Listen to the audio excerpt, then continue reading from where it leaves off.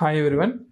ఈరోజు బాగా ఈ ఓవర్ హైప్ వచ్చిన తర్వాత, ఈ IT over hype, internet over hype వచ్చిన తర్వాత ఒకటి చాలా తప్పులు చేస్తున్నారు సార్. ఏంటంటే అది ఒక అడ్వర్టైజ్మెంట్ వస్తుంది.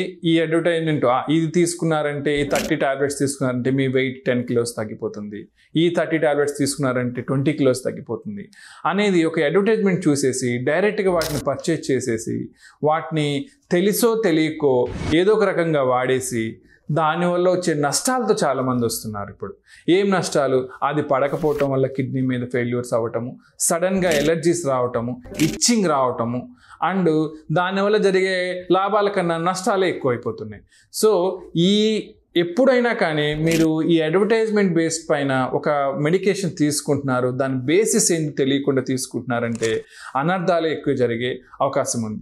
సో మీరు వెయిట్ లాస్ పరంగా కానీ ఎటువంటిదైనా కానీ ఫస్ట్ కన్సల్ట్ ఆ డాక్టర్ని, దానికి సంబంధించిన డాక్టర్ని కన్సల్ట్ అయ్యి తర్వాత వాళ్ళు ప్రిస్క్రైబ్ చేసిన విధంగా వాడితే వాటి వల్ల వచ్చే లాభాల కన్నా నష్టాలను మనం అవాయిడ్ చేయొచ్చు అనమాట.